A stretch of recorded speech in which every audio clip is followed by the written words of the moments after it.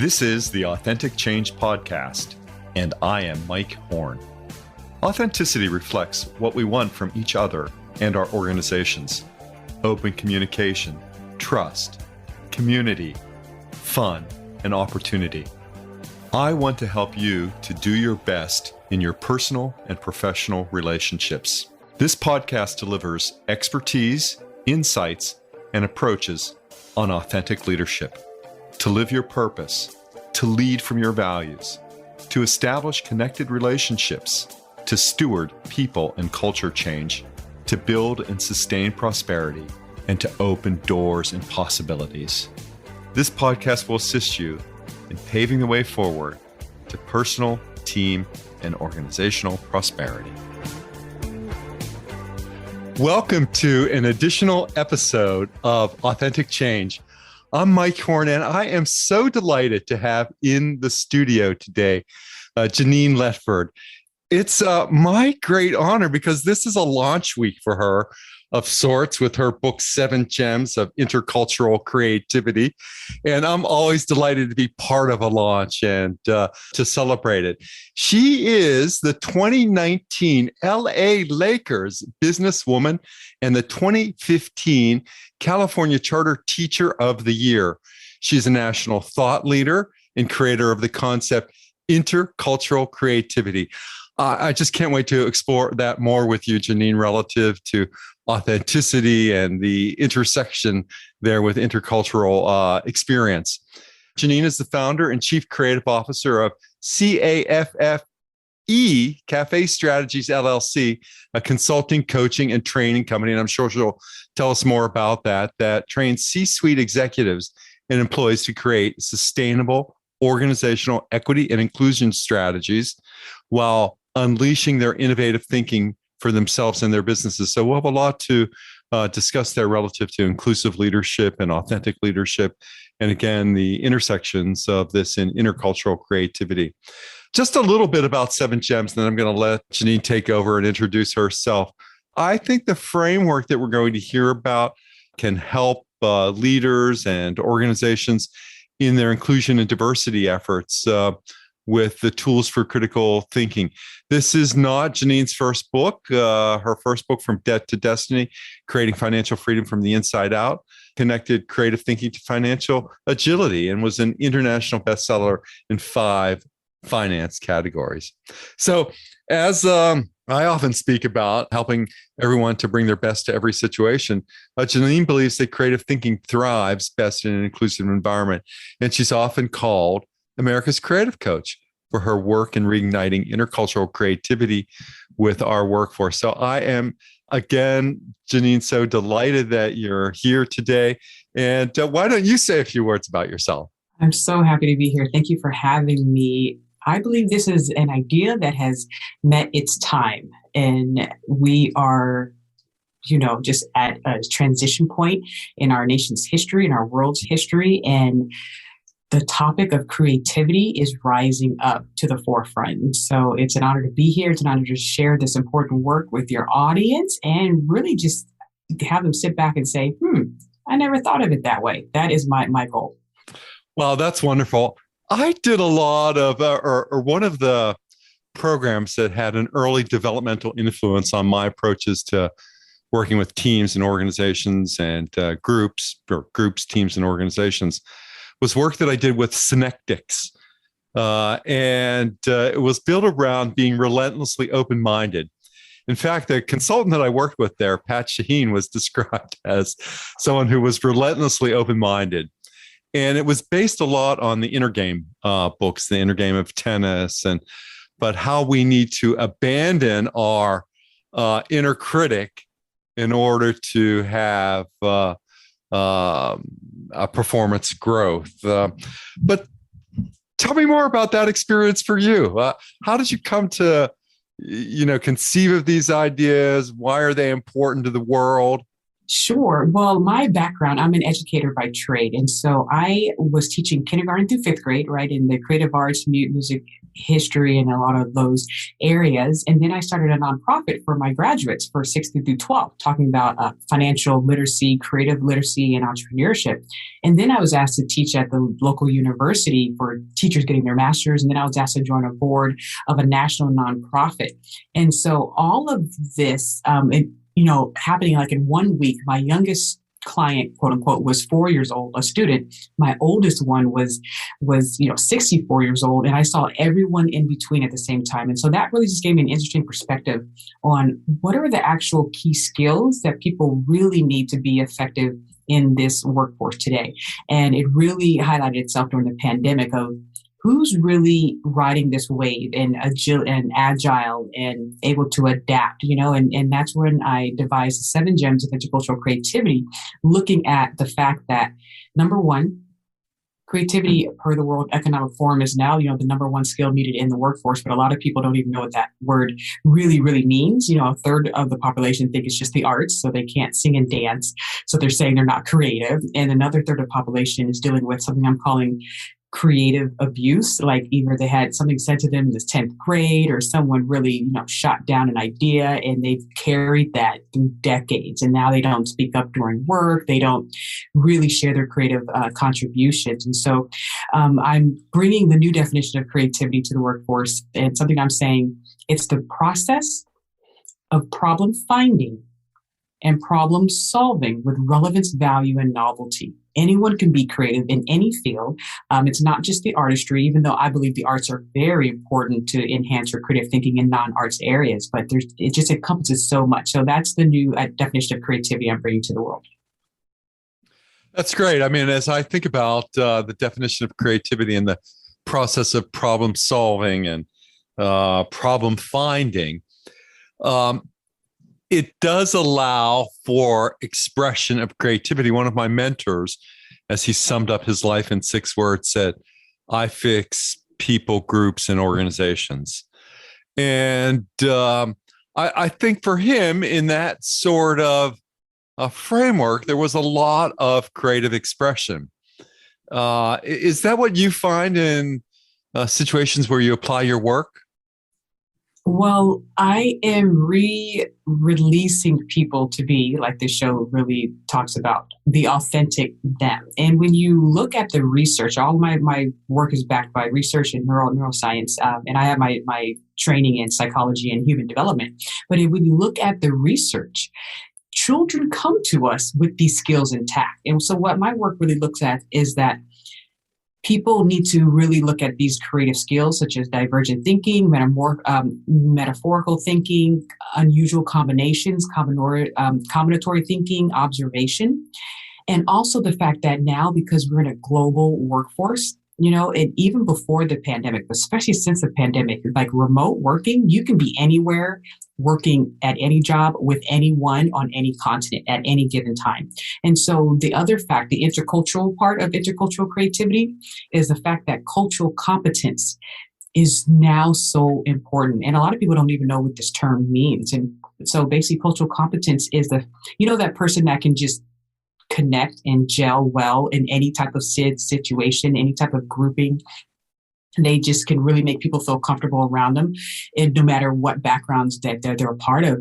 And that person is highly culturally competent. And it means that you're very observant of similarities and differences, and you're observant of complexities, and you're able to perspective shift and adapt in different cultural situations. So believe it or not, creativity and cultural competence are developmental skills. You can get better at them if you choose to initiate and develop these skills. And so the big aha, Mike, the big aha moment of the work was the fact that creative thinking and cultural competence sits on the same set of cognitive skills. So while you're training one, you can be training the other at the same time. And highly creative people are a lot of times highly culturally competent people because they're working at those same cognitive skills, which I've laid out as the 7 gems of intercultural creativity. So what comes after creativity then? Well, you mentioned it earlier. The research shows that the number one indicator of a highly creative person is openness to experience. openness to experience. But likewise, the number one indicator of a highly culturally competent person is openness to people with different lived experiences. And so they're ready to make those connections and to expand their perspectives on different ideas and different just experiences. And so for the 7 gems, if you want me to kind of go yeah, that'd be great. So the 7 gems, and my logo is a diamond. And I believe, I do a lot of metaphorical work, and I chose a diamond because, the history of the diamond, how diamonds are made, but also that we're multifaceted. And so that's why you hear the gems, GEMS. So the 7 gems really quick. The gem number 1 is creative growth mindset. People need to understand, like I said before, creativity is a skill. You can get better, but cultural competence is a skill as well. You can get better at it. So when people understand that having a growth mindset around these 2 areas is something that they can take control of, then they're able to say, you know what, I can work at this. I am creative. And it's based off of the work of Carol Dweck, fixed mindset, growth mindset, and things like that. The second gem is, I call it the empathetic way. And this has a lot to do about your work as well. Just that people who are highly empathetic and they have that emotional intelligence, their creative skills are a little bit higher because they're extra sensitive to patterns, to things going on, to emotional climates in different cultural situations. And to be culturally competent, you have to be empathetic. You have to be able to connect with people on different levels, not just intellectual levels, but emotional levels and social levels as well. And so that's gem number 2. Gem number 3, I love this one. It's cultural observation. And, in the business world, you hear about training. It's like, sales training, right, communication training things like that. But have you ever heard of observation training? I'm going to go to observation training next week. Have you heard of that?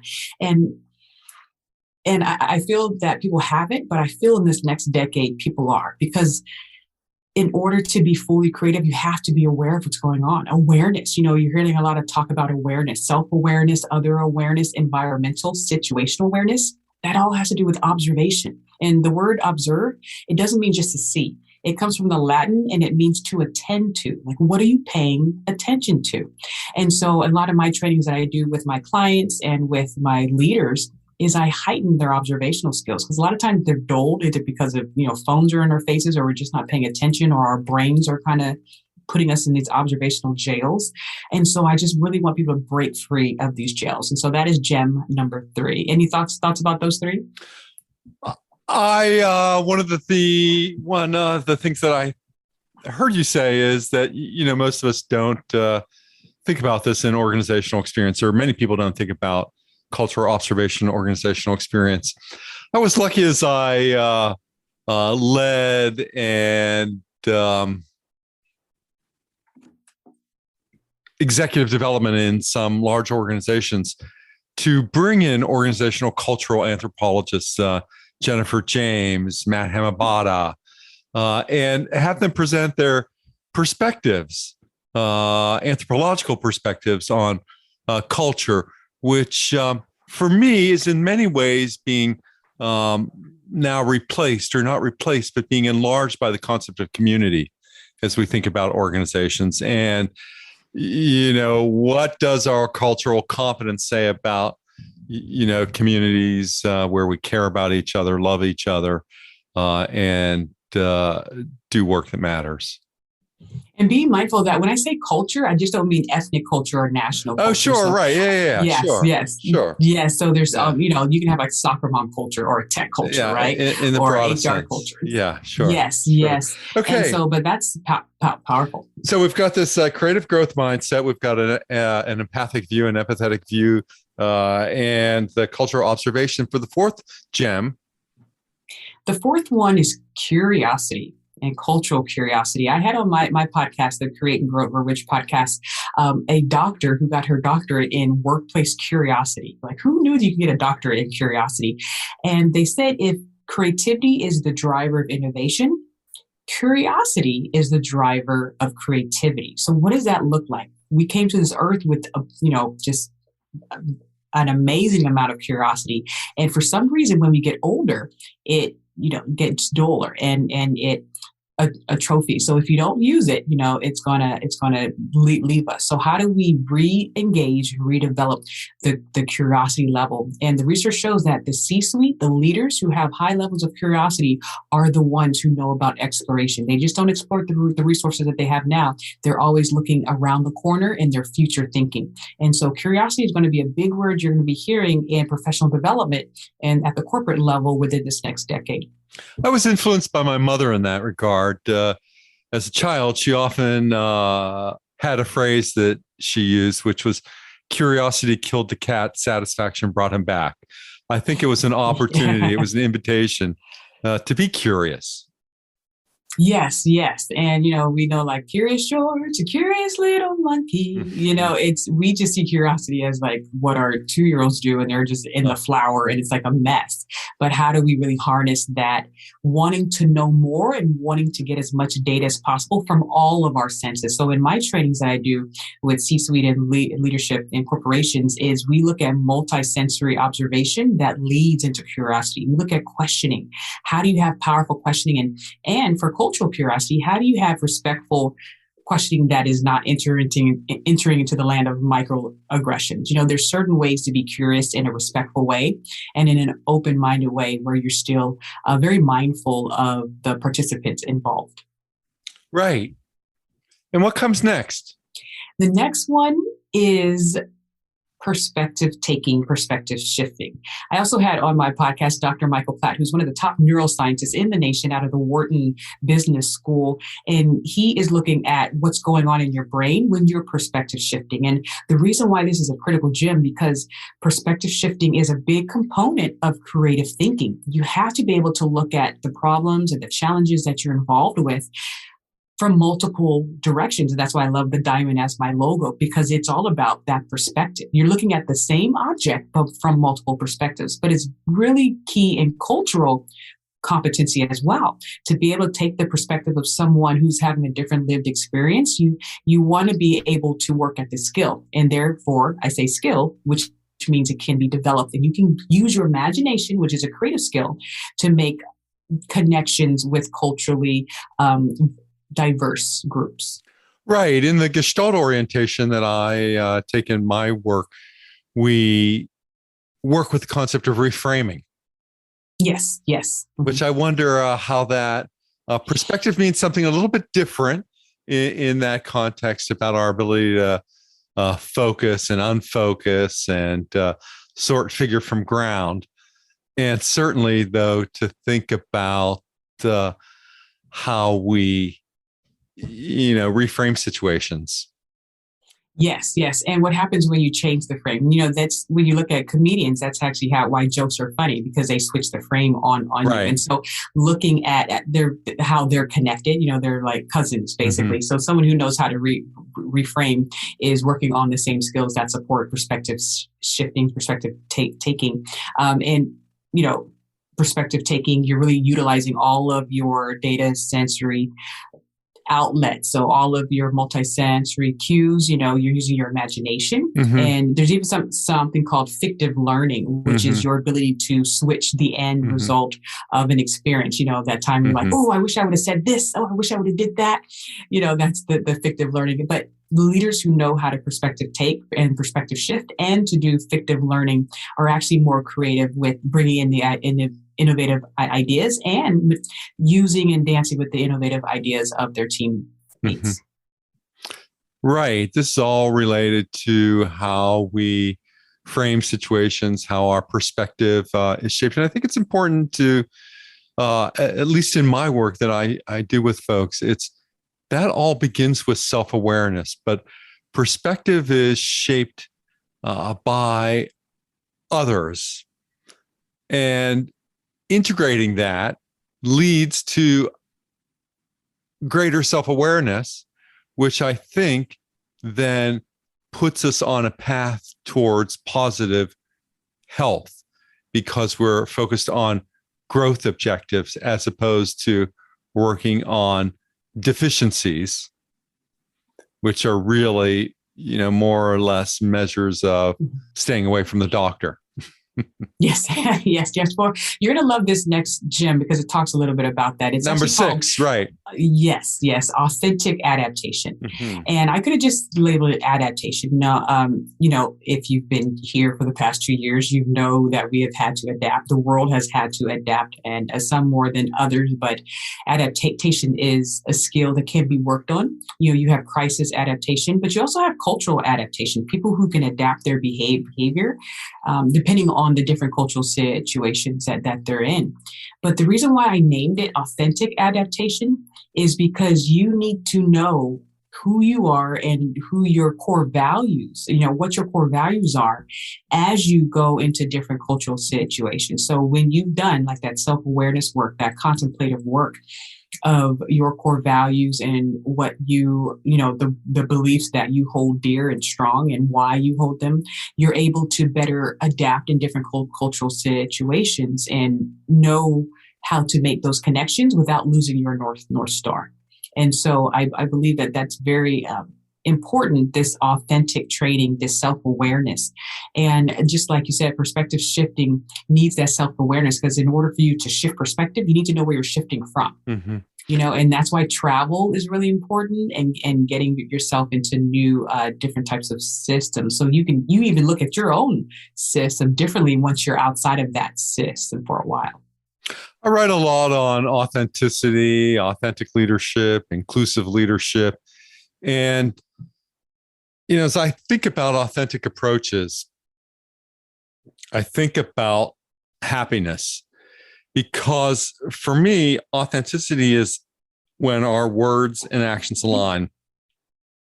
And even better, when our thoughts, words, and actions align.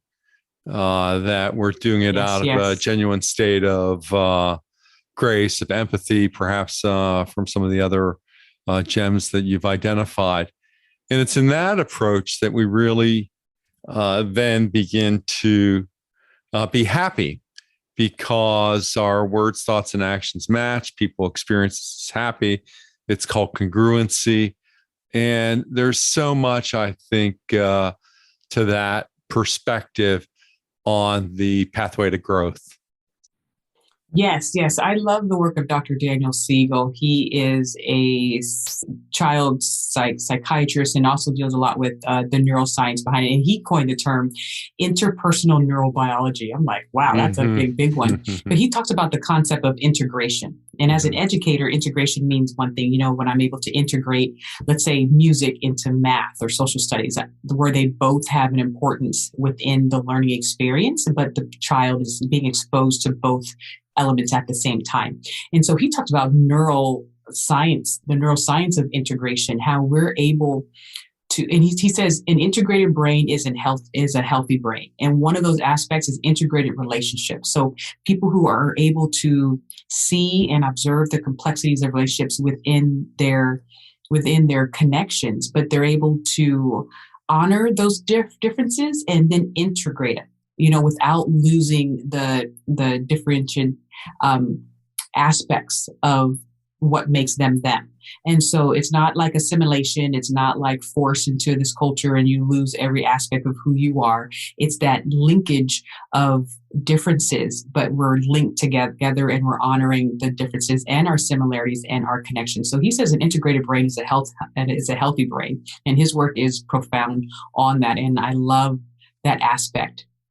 Sure. And I think, a lot of the social sciences, again, the Gestalt orientation really influenced my thinking in that regard around individuation, differentiation, integration, and the importance of working in the life space so that by understanding these polarities, we're able to present a fuller self to the world. We're able to incorporate what you've just described, I think, in so many ways. And the fact that my early background is in K-12, it's like, how do we integrate this into the curriculum? Because to have that healthy integrative brain, of understanding the authenticity of you and, allowing the children to really start to think about what makes me me. What am I good at? What makes me shine? And then how do I bring that to the world in whichever field that I choose to be in for that moment? Because, you know, there's a lot of fluctuation and a lot of movement, which is totally fine as well. Right. And as the world of work evolves, perhaps we're less identified or take identification from the organizations with which we work and more with the skill sets with which we work. All of that is in the realm of possibility, I think. Yes. So there's so much there. The last gem is being a bridge, bridging across cultures, being that bridge. The work of Malcolm Gladwell talks about those ultimate connectors, right? Those power connectors. And what our work has found is the people who are able to be boundary riders and able to span boundaries and make those connections across cultures, they're sitting upon these other gems. They are able to adapt their behavior accordingly. They're able to perspective shift when needed. They're very curious about people's lived experience and curious about creative journeys that people are having. They're observant, and they're observant on levels that most of us may not be on. And they're empathetic, and they have an open mindset. They have a creative growth mindset. And so all of these gems, even though we're working on them concurrently until the day we leave this earth, our goal is to get to that purple gem, right? To really be able to go across boundaries, connect boundaries, and span across boundaries within our organizations and in our lives as well. I love, Genein, the symbolism of the bridge and everything that it represents. I often think about and use the construct of intersection, that, you know, I'm in this intersection of people and ideas, and I have a value that, you know, by having diverse people and diverse ideas around me, I grow inclusion. And that's what that's one of the areas that I work on in terms of thinking about being at an intersection and having a belief that most intersections can be improved. Yes. So you would love the work of Franz Johansson, the author of the Medici Effect. Where he says innovation is at the intersection of fields, disciplines, and cultures. And so I love that. The second you said intersection, I thought of that word, because it's true. Yeah. Creativity rides on that, though, because it's about the mashing up of ideas, that unobvious association. And so a lot of my training isn't like your normal corporate type of training, because I have that background in K5. I bring in those foundational interactive type of experiences, and even getting out in nature. You know, if you're really looking to step up your creative thinking and to have that imagination be just robust, why not start in the area of all of the creativity, nature? There, you know, we may not see it, but once we're in nature, things are moving all around us, even if we cannot really observe them because they're moving slowly. But plants move, insects move, birds move.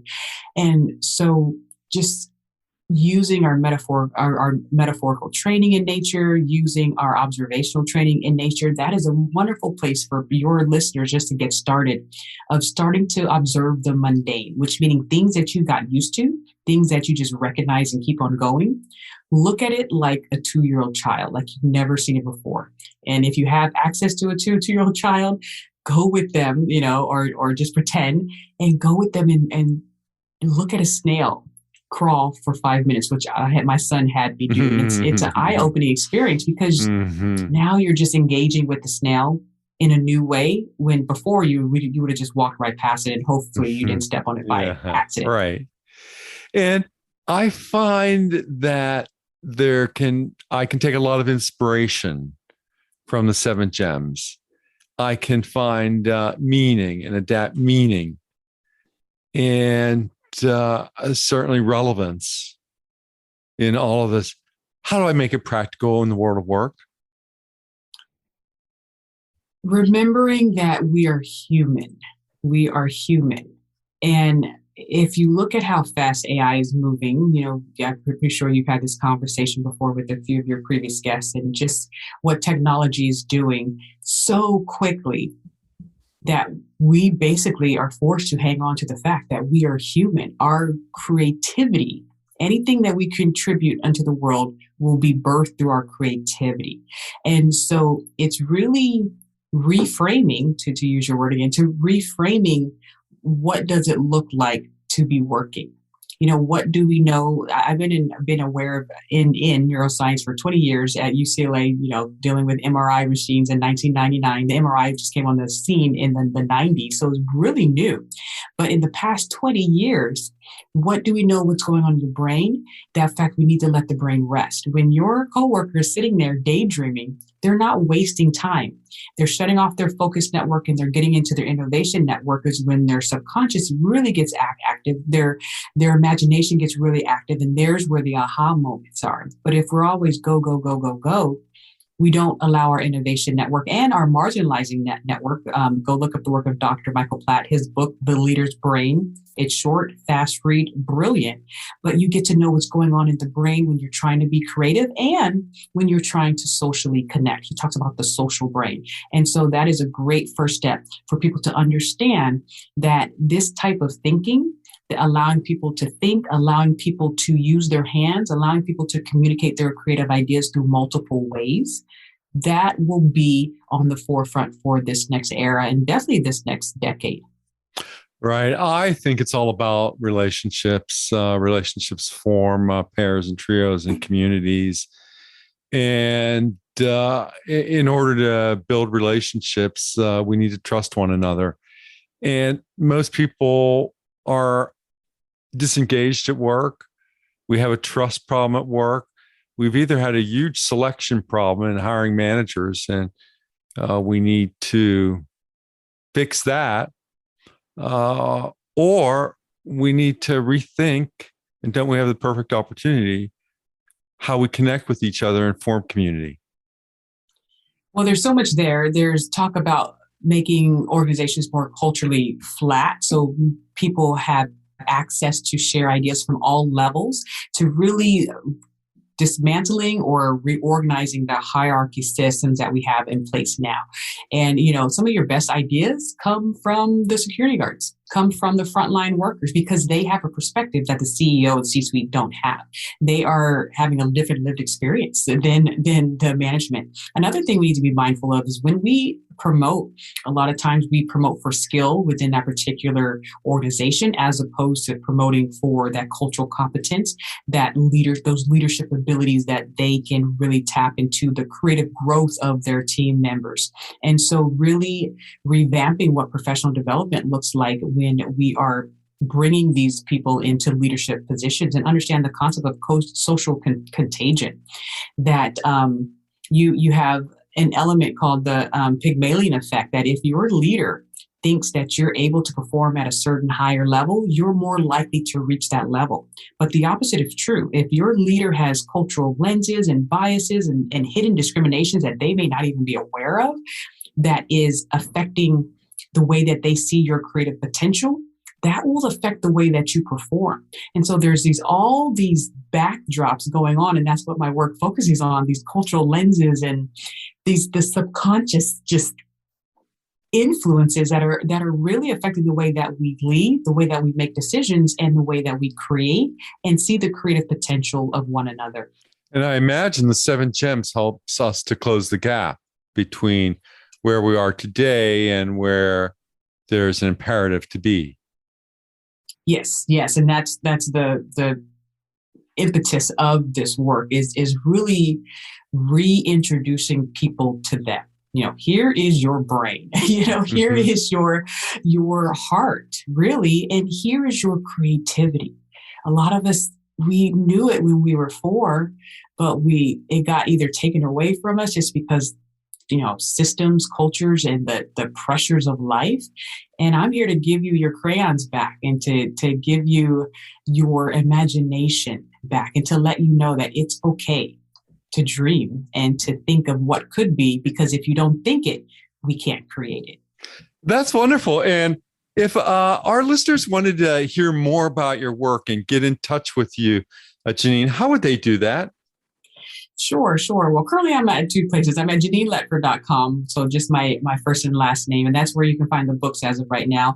And my company website is CAFFE Strategies, CAFFE Strategies.com. And there's where we have, trainings and our speakers. We have a lot of keynote speakers who are talking about intercultural creativity with their lens. So we have a bias, an unconscious bias lens. We have Lego, people certified at Lego Serious Play. We have organizational strategists. And so it's all about creativity from that particular lens. And then, of course, you have me as well. And I'm on social media. And my son just published a book called I Am Creative. He's 3 years old, and he is at the Creative Kid _SL, Sean Letford. And what he does is he shows people what creativity looks like from a child's point of view. And then I come in behind them and say, okay, parents, caregivers, teachers, or leaders, here's what's going on, and here's how you can bring these skills back into your adult life as well. It's amazing, Genein. Thank you for bringing this to the world, for offering so much, and for elevating our conversation and our dialogue on these important topics with the 7 gems of intercultural creativity. I want to encourage, as I know I'll do, to visit caffestrategies.com or GeneinLetford.com and to learn more about this great work that's occurring in the world. Genein, I just want to thank you so much for being a guest on Authentic Change. Thank you so much for having me. It was a fun time. Great. And for our listeners, until the next episode of Authentic Change with Mike Horne, stay well. Thanks for listening. And I hope you'll subscribe today and tell a friend about our show. If you're looking for hands-on help to increase your success through authentic change, or have a question you'd like to hear me answer here, please email me at mike@mike-horne.com.